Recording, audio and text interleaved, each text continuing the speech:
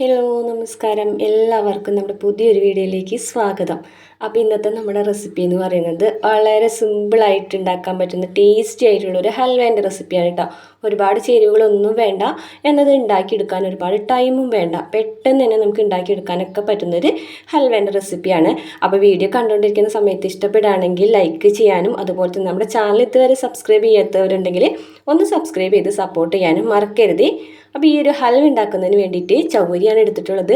250 ml അളവ് കപ്പിൽ അര കപ്പ് അളവ് ചവ്വരി എടുത്തിട്ടുണ്ട്. അതൊരു പാത്രത്തിലേക്ക് ഇട്ട് കൊടുത്തിട്ട് നമുക്കൊരു കപ്പ് വെള്ളം ഒഴിച്ചിട്ട് അരമണിക്കൂർ സമയം ഒന്ന് കുതിർക്കാനായിട്ട് മാറ്റി വയ്ക്കാം. ഇപ്പോൾ ഇത് നല്ലതുപോലെ ഇവിടെ കുതിർന്ന് കിട്ടിയിട്ടുണ്ട്. ഇനി നമുക്ക് ഈ ഒരു വെള്ളത്തോട് കൂടി തന്നെ മിക്സീൻ്റെ ജാറിലേക്ക് ഇട്ടിട്ട് നല്ലതുപോലെ അരച്ചെടുക്കണം കേട്ടോ. നല്ല ഫൈനായിട്ട് ഇതൊന്ന് അരച്ചെടുത്തിട്ട് മാറ്റി വയ്ക്കാം. പിന്നീട് നമുക്ക് ഒരു പാൻ സ്റ്റവിൽ വെച്ചൊന്ന് ചൂടാക്കിയിട്ട് അതിലേക്ക് ശർക്കര വെച്ച് കൊടുക്കുക. 200 ഗ്രാം അളവിൽ ശർക്കരയും ഒരു കപ്പ് അളവിൽ വെള്ളവും കൂടെ ഒഴിച്ചു കൊടുത്തിട്ട് നന്നായിട്ടൊന്ന് ഉരുക്കിയെടുക്കുക. ശർക്കര നല്ലതുപോലെ ഇവിടെ ഉരുക്കിയൊക്കെ വന്നിട്ടുണ്ട്. ഇനി നമുക്കിത് ഇതിലൊരു മണ്ണും പൊടിയും തരിയൊക്കെ ഉണ്ടാവുമല്ലോ, അതൊക്കെ ഒന്ന് പോകാനായിട്ട് നമുക്കൊന്ന് അരിച്ചിട്ടെടുക്കാം. അപ്പോൾ അതെല്ലാ ശർക്കരയിൽ ഉണ്ടാവില്ല, അങ്ങനെ ശർക്കരയിൽ പൊടിയും തരിയൊക്കെ ഉണ്ടെന്നുണ്ടെങ്കിൽ നമുക്കിതൊന്ന് അരിച്ചിട്ടെടുക്കണം. അപ്പോൾ ഞാനിവിടെ അരിച്ചിട്ടെടുത്തിട്ട് ആ ഒരു പാനിലേക്ക് തന്നെ വീണ്ടും ഒഴിച്ചു കൊടുക്കുന്നുണ്ട്. ഇനി ഇതൊന്ന് ചൂടായിട്ട് വരണം. ഇത് ഒന്ന് ചൂടായിട്ട് വരുന്ന സമയത്ത് നമ്മൾ അരച്ച് വെച്ചിട്ട് മാറ്റി വെച്ചിട്ടുള്ള ഒരു ചവ്വരി ഇട്ട് കൊടുക്കുക. അപ്പോൾ ചവ്വരി മുഴുവനായിട്ടും ഇതിലേക്ക് ഇട്ട് കൊടുക്കുന്നുണ്ട്. ഇപ്പോൾ ഒരു മീഡിയം ഫ്ലെയിമിലാണ് ഇട്ടിട്ടുള്ളത്. എന്നതിന് ശേഷം നമുക്ക് നന്നായിട്ടൊന്ന് മിക്സ് ചെയ്തിട്ട് കൊടുക്കുക.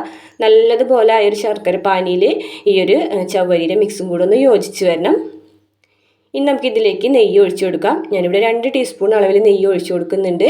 ഇതിലേക്ക് ഒരുപാട് നെയ്യൊന്നും നമ്മൾ എടുക്കുന്നില്ല കേട്ടോ, കുറച്ച് നെയ്യ് മാത്രമേ എടുക്കുന്നുള്ളൂ.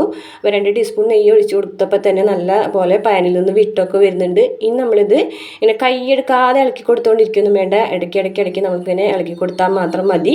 അപ്പോൾ ഫ്ലെയിം നമുക്ക് ഈ ഒരു സമയത്തും മീഡിയം ഫ്ലെയിമിൽ തന്നെയാണ് ഞാൻ വെച്ചിട്ടുള്ളത്. ഇനി ഇതിലേക്ക് ഒരു ഫ്ലേവറിന് വേണ്ടിയിട്ട് 1/2 ടീസ്പൂൺ അളവിൽ ഏലക്കാപ്പൊടിയും കൂടെ ചേർത്ത് കൊടുക്കുന്നുണ്ട്. ഞാനിത് പഞ്ചസാര ചേർത്തിട്ട് പൊടിച്ച ഏലക്കയാണ് കേട്ടോ, അപ്പോൾ അതുകൊണ്ടാണ് ഇങ്ങനെ ഒരു വെള്ള കളർ വരുന്നത്. അപ്പോൾ ഒരു 1/2 ടീസ്പൂൺ അളവിൽ ഇത് ചേർത്ത് കൊടുത്തിട്ടുണ്ട്.